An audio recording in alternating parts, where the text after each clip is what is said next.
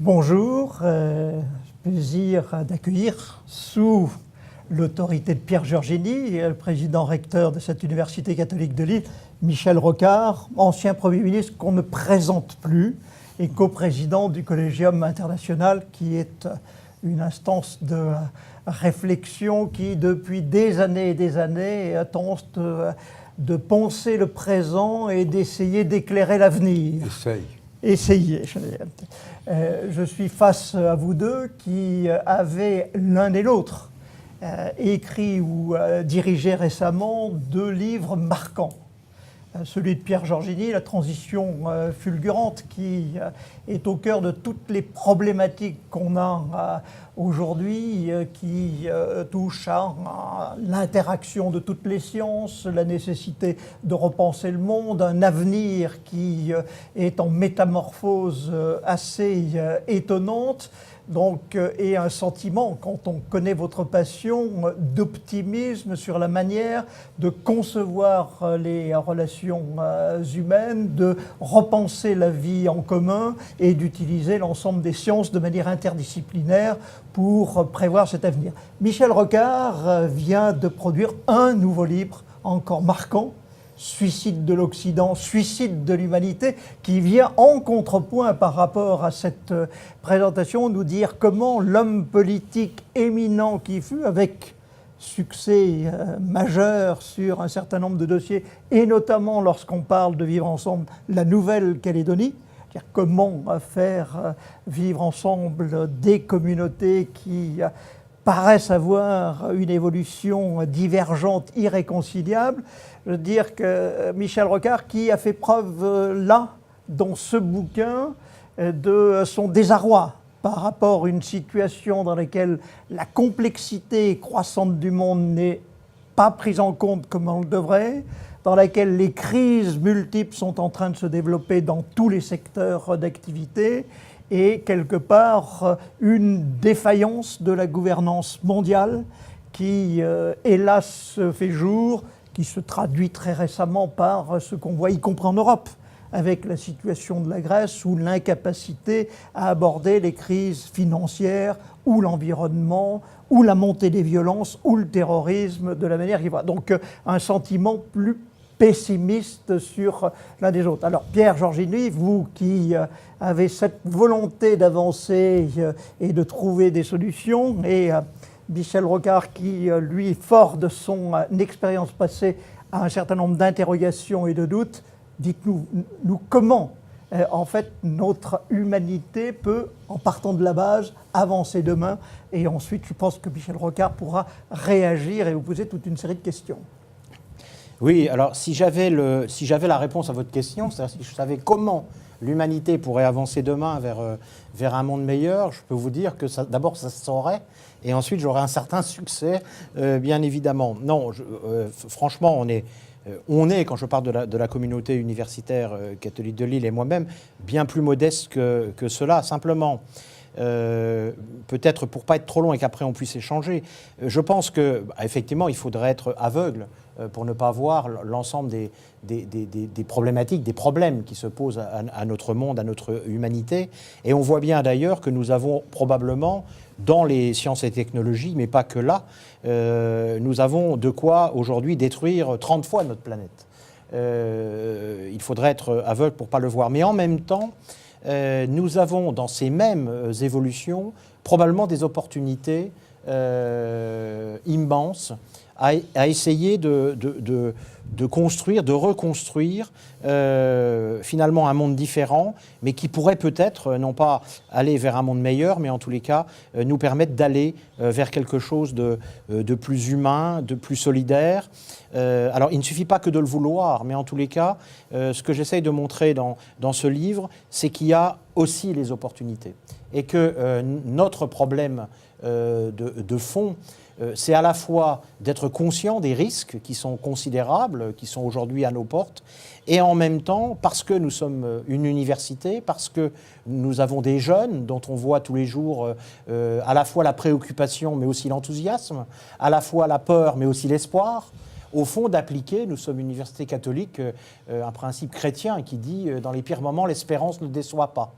Et donc, voilà, il y a de l'optimisme dans ce livre, c'est vrai, mais je ne pense pas que ce soit un optimisme béat, c'est-à-dire un optimisme naïf, comme on peut le voir à certains endroits, qui laisserait croire qu'au fond, les choses vont évoluer vers le meilleur, comme cela, au fond, de façon presque, je vais dire, naturelle. Et donc, je crois que l'objectif de ce livre, c'est à la fois d'essayer d'identifier ce qui se passe, c'est-à-dire cette corrélation très forte, que je qualifie de systémique, entre une véritable révolution technoscientifique, qui, je prétends, est sans précédent au niveau de sa puissance, parce qu'elle-même procède d'une systémique, c'est-à-dire cette transition technoscientifique est elle-même le produit d'ailleurs, pour s'en apercevoir, il faut être en capacité de voir que c'est les interactions entre les différentes révolutions technoscientifiques qui produisent ces ruptures, avec les risques et avec les opportunités, que nous sommes également dans une transformation d'ordre social, c'est-à-dire que nous voyons naître des nouvelles formes de communautés agissantes, nous voyons naître un monde complètement interdépendant, nous voyons une crise de nos systèmes institués traditionnels, et puis, troisièmement, l'émergence de nouvelles formes d'économie, l'économie créative, l'économie collaborative, l'économie de la fonctionnalité, l'économie circulaire, qui sont des principes, des façons de travailler qui sont en train d'émerger aujourd'hui et qui, à mon avis, sont porteuses d'espoir, en même temps d'ailleurs qu'elles sont porteuses de dérégulation, qu'elles sont porteuses de remise en cause de nos systèmes. Donc moi, ce qu'on a essayé de faire, et d'ailleurs je rappelle que ce livre est organisé sous forme d'un débat, d'une dispute, puisqu'il y a des gens qui s'expriment en contrepoint, en accord ou en désaccord, c'est que je pense que nous avons besoin de développer une dialectique très très forte sur ce monde, de la partager avec nos étudiants, avec ces jeunes, de ne pas laisser croire qu'au fond ce serait le sujet des experts ou le sujet des professeurs ou le sujet des politiques. Je crois que nous rentrons dans un monde où chacun va devoir prendre conscience, comme je le dis souvent, qu'il est porteur d'une part d'universel dans chacun de ses actes les plus quotidiens, des actes de consommation, des actes de choix qu'il peut faire dans sa vie. Et donc cette montée en conscience nécessaire, indispensable à la survie de notre humanité, à ce dont j'ai été sensible d'ailleurs, et ce sur quoi je suis sensible, c'est-à-dire cette espèce de tension qu'il y a entre le monde tel qu'il nous a été donné, c'est-à-dire ce sens qui nous précède, qui est dans nos institutions, qui est dans notre histoire, et puis cette espèce de bouleversement systémique qui nous oblige à trouver les ressources pour, en quelque sorte, le recréer. Et je crois que ce tiers chemin, dont je parle aussi assez souvent, est indispensable. C'est-à-dire qu'on voit bien qu'on a d'un côté, on va dire, les conservateurs, ou que d'aucuns qualifient de bioconservateurs, c'est-à-dire qu'ils disent non, il faut revenir à un ordre naturel, il faut rejeter la technologie, il faut revenir à quelque chose qui aurait été formidable.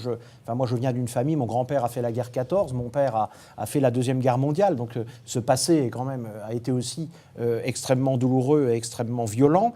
Et en même temps, les naïfs qui voient dans les sciences et les technologies l'idée qu'on pourrait créer une post-postmodernité qui éradiquerait presque comme ça, de façon, j'allais presque dire naturelle, la souffrance, le mal, les fragilités, etc.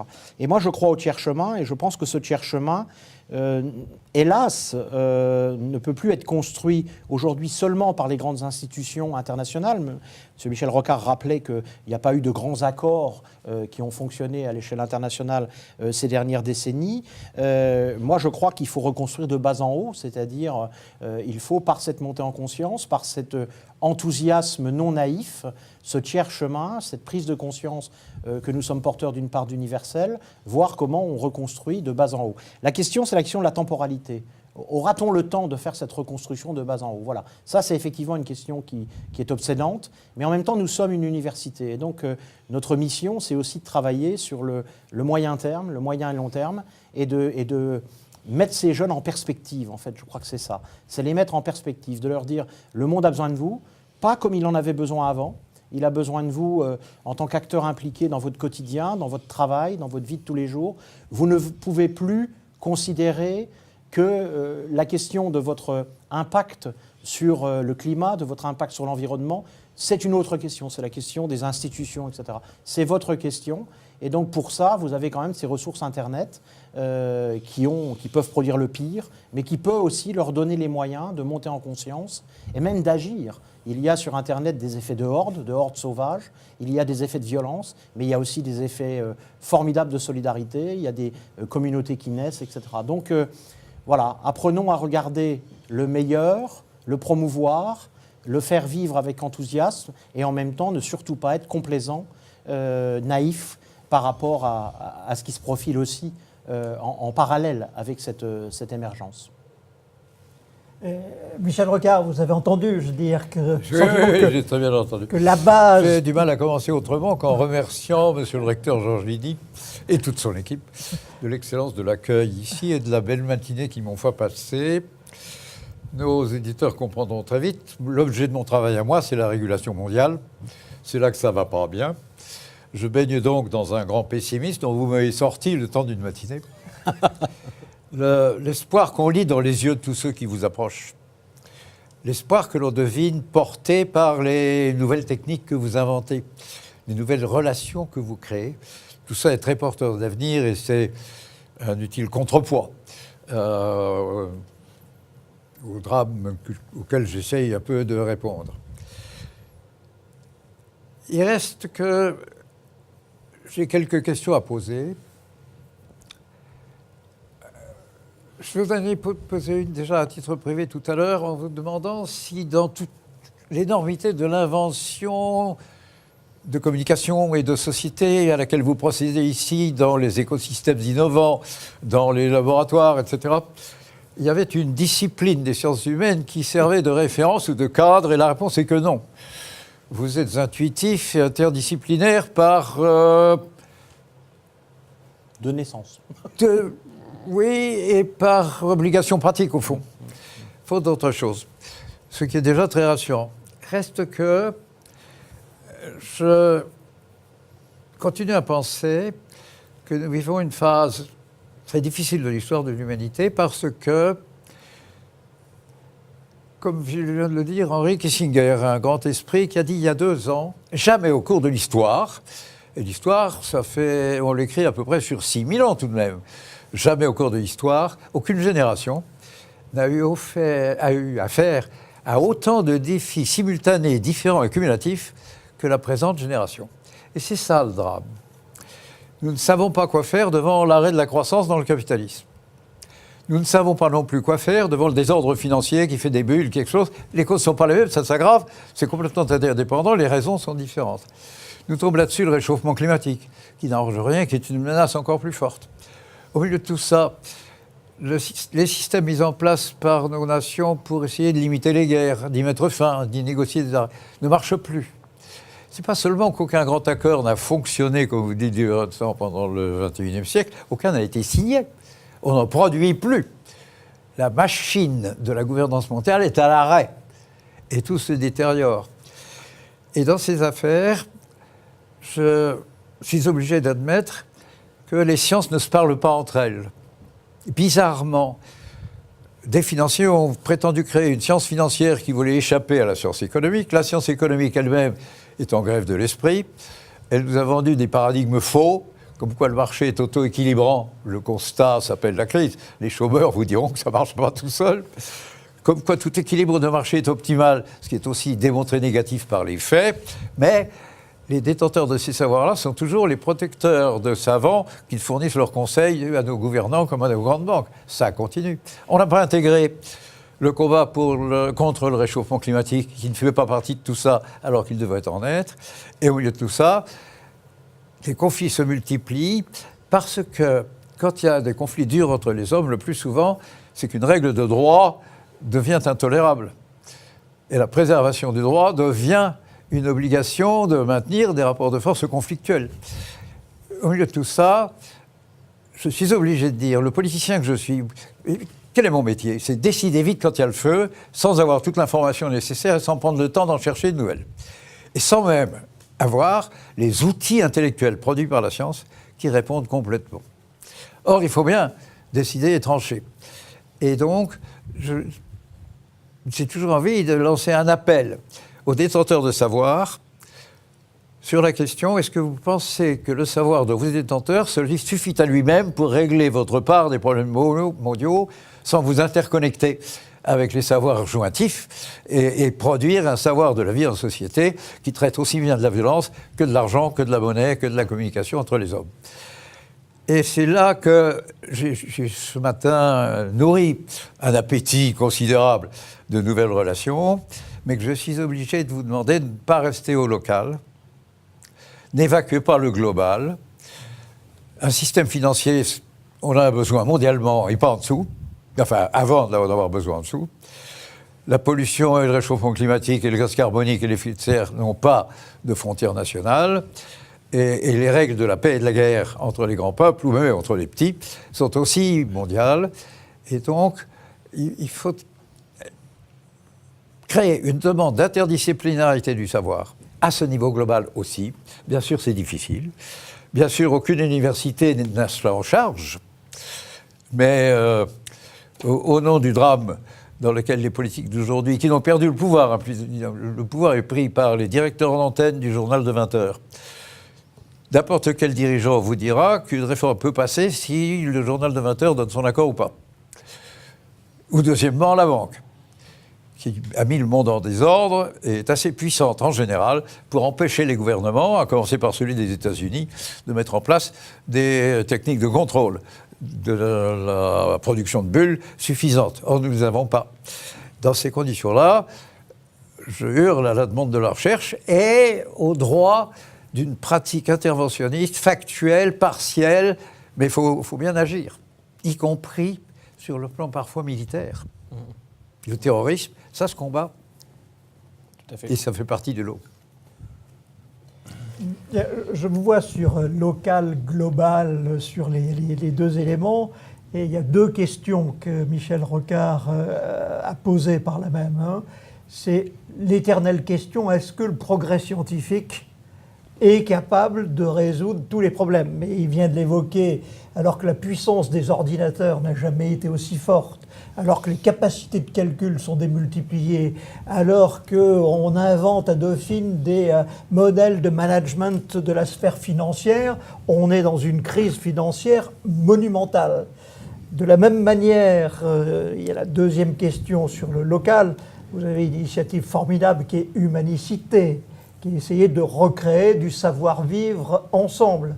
Ce savoir-vivre ensemble que vous évoquez, entre diverses couches sociales, des gens plus ou moins favorisés, handicapés, jeunes et vieux, etc., il est confronté aujourd'hui à un problème majeur qui est celui de la montée des violences, du repli identitaire, de la difficulté qu'on a dans notre pays de voir coexister des religions. Comment pensez-vous pouvoir intégrer cette donnée, y compris dans votre recherche et les expériences, la vie que vous développez dans ces cités?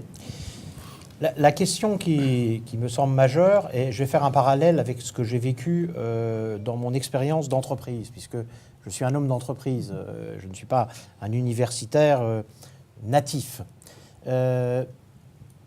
J'ai connu une période d'entreprise où la question de la transformation était une question de transformation globale, c'est-à-dire c'était l'institution entreprise qui disait, compte tenu des contraintes qui s'imposent à nous, nous devons nous transformer. Et avec des plans de transformation qui étaient régulés, qui étaient planifiés du centre, avec un certain nombre de moyens de démultiplication, repérer les meilleures initiatives, les transposer, etc. etc.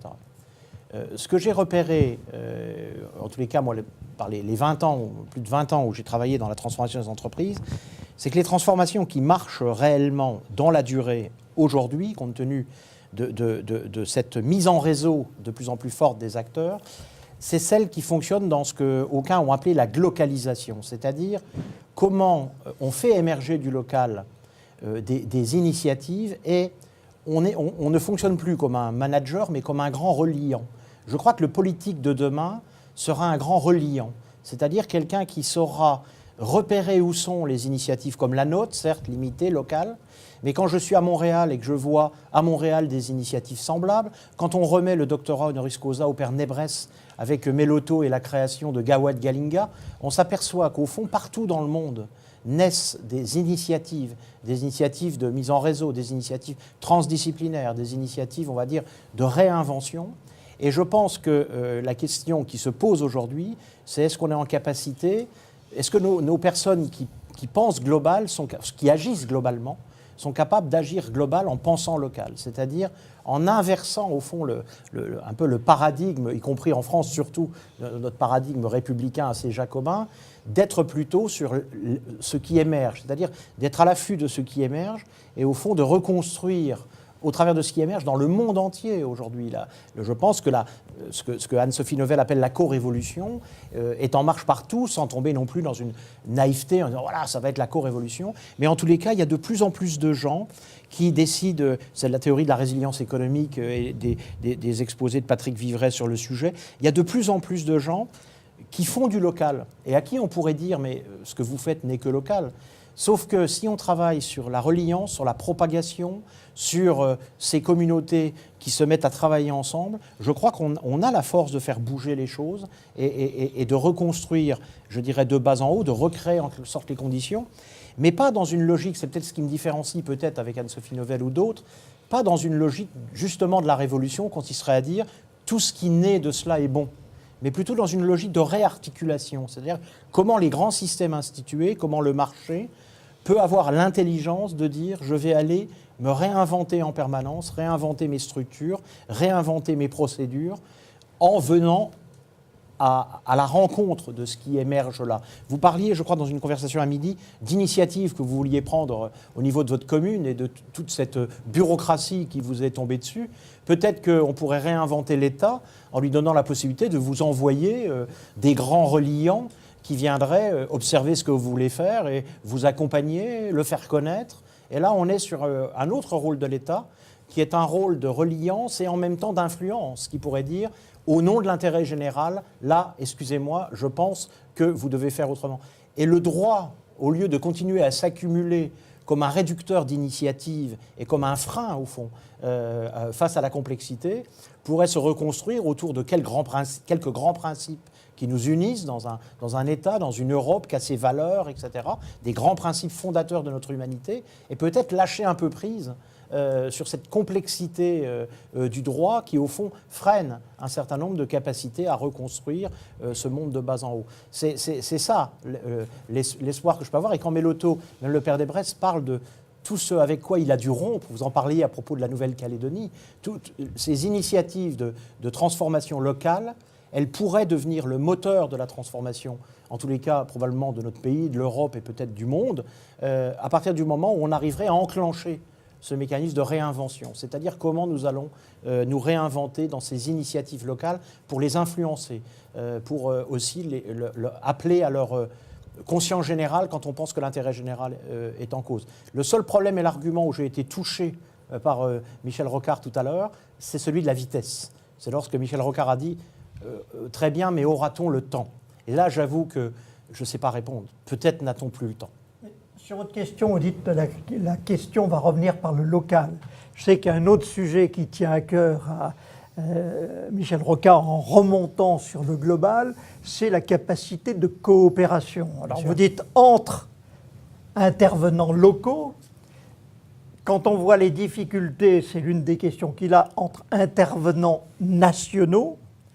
Comment peut-on faire en sorte d'être certain que ce qui peut se faire au niveau local va avoir au niveau national et au niveau international une capacité, trouver des débouchés, trouver des solutions. C'est toute la question de la souveraineté nationale dont Michel parle souvent. Cette question-là, on peut accepter qu'elle soit résumée à travers le mot de vitesse, simplement. Car c'est vrai qu'il y a une vitesse de désagrégation, à la fois dans la montée de la violence et en même temps dans la dénaturation du rôle de l'argent. Je vous signale que tout le système bancaire mondial finance de moins en moins l'investissement des entreprises et alimente de plus en plus, pour 98% de son volume total, des systèmes spéculatifs destinés à des enrichissements personnels en laissant de côté l'investissement. Là, il y a deux facteurs qui voit toute allure et qui désagrège. Mais curieusement, quand vous avez, monsieur le recteur, évoqué tout ça à l'instant, il m'est venu l'envie d'ajouter à ce drame de la course de vitesse un autre problème. Il y a une hypothèse implicite dans tout ce que vous venez de dire, à quoi j'avais envie de dire d'accord, incidemment. Je suis d'accord avec la tirade. Mais qui le fait? Et votre hypothèse implicite, c'était que c'est les politiques qui y parviendraient.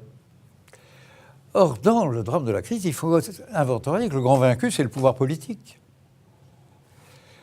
À partir du moment où une doctrine économique et financière s'effondre, et où l'économie moderne, qu'on appelle l'économie capitaliste, ne sait plus assurer la croissance ni le plein emploi chez elle, et où dans toute la population de la totalité des pays développés, vous avez un tiers en tout qui est soit chômeur, soit en situation de précarité, la confiance dans le politique disparaît.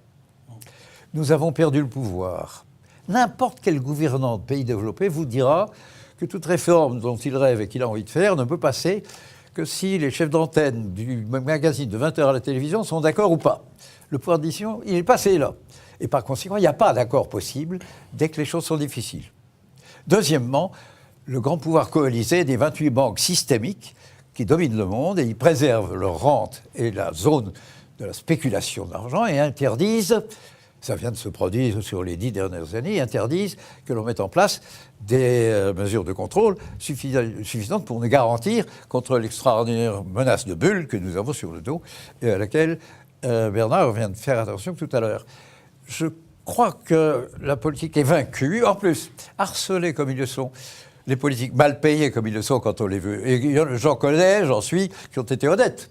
Bon, il faut s'occuper de soi-même et de sa réélection, c'est tout ce qui vous reste.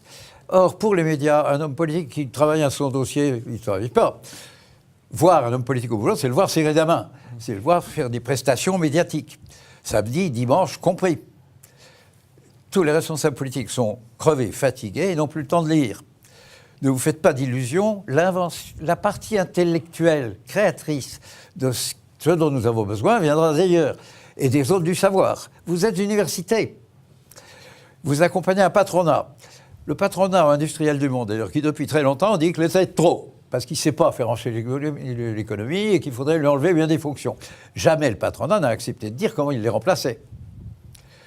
Ce remplacement doit être assumé. Moi, je veux bien que l'État en fasse moins. Mais si on n'a plus besoin de policiers, il faut peut-être une garde civile, enfin je ne sais quoi. Il faut en tout cas que les fonctions laissées en déshérence soient prises en charge. Ne croyez plus que le politique a une capacité d'invention harcelé, vaincu, battu, méprisé. On a toujours su que le politique avait représenté un danger d'arrogance. Et chez les rois de France, la reconnaissance de ça était l'existence de la fonction de bouffon du roi. Le bouffon du roi était en général très intelligent, accompagnait le roi partout et avait le droit, sans qu'on y touche, de dire son mot sur tout et n'importe quoi. Il n'y avait qu'une interdiction, le bouffon n'entrait pas à la cathédrale. Si maintenant la cathédrale, d'où sort l'onction de légitimité, c'est le magazine de 20h à la télévision, on met les guignols de l'info juste avant, de manière à ridiculiser le pouvoir de décision, avant même qu'il ait parlé, en appelant un acte collectif. C'est le signe le plus net et le plus clair. Alors, prenez ça en charge aussi dans votre reconstruction de savoir. Il y a une crise à laquelle les hommes de pensée ont charge de répondre largement autant que les pauvres politiques, les grands vaincus que nous sommes. Bien sûr. Alors, sur ce sujet, bien sûr, vous avez hautement raison. Simplement, le 20h, c'est peut-être le monde d'hier. Je ne sais pas ce que sera le 20h dans le monde de demain. Ce qui va prendre la place du 20h, est-ce qu'il sera meilleur ou pire? Ça veut dire l'information morcelée, l'information sur Internet, l'information co-élaborée à partir de photos d'iPhone, etc. Et je crois que l'enjeu, justement, je disais tout à l'heure, risque et opportunité, est-ce que notre boulot à nous, universités, n'est pas justement, en travaillant comme on le fait dans nos laboratoires, dans nos nouvelles pédagogies, d'amener cette jeunesse que nous formons, non pas à la former simplement à être de bons ingénieurs ou à être de bons managers dans les entreprises, mais à être des personnes en capacité de réinterpeller et de recréer ces systèmes et d'en faire du meilleur plus que du pire, même s'il ne faut pas sombrer, comme je le disais, dans la naïveté. Nous aussi, voilà. Ça suppose une disponibilité à traiter le global par multiplicité d'accords et par une prise en charge du champ intellectuel. Oui, oui. mais qui ne peut plus être, comme vous le disiez très justement, uniquement disciplinaire. Et c'est du coup ce que nous essayons de faire, de créer de l'interdisciplinarité face à ces difficultés. Lorsque nous mettons des étudiants en position de se saisir de problèmes, un problème par définition, il est multidisciplinaire, si c'est un problème réel. Et donc, par définition. Vous êtes optimiste, par définition. Enfin, par définition, au sens que si on veut l'appréhender dans sa globalité, on est obligé de faire appel à bien des disciplines. Vous parliez du droit, mais aussi la psychologie, mais aussi l'éthique, etc., etc.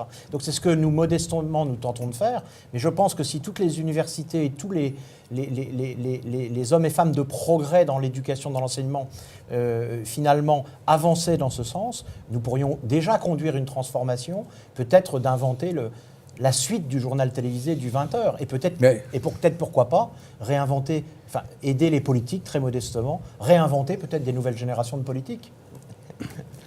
Pour conclure, juste pour dire que la dichotomie de pessimisme et optimisme est essentielle et elle crée une question que je voulais poser plus tôt, elle a laissé sans réponse en conclusion. C'est que la grande question, c'est avec cette transition fulgurante, avec la vitesse de changement, on a l'impression que les dernières 20 années, 30 années, on vit plus de changements que le dernier millénaire. La grande question, elle est, est-ce que le monde vers lequel on va être en césure, en coupure, en discontinuité avec le monde avant? Les 6000 années qui vont changer d'une manière radicale, ça me fait penser à la disparition des dinosaures.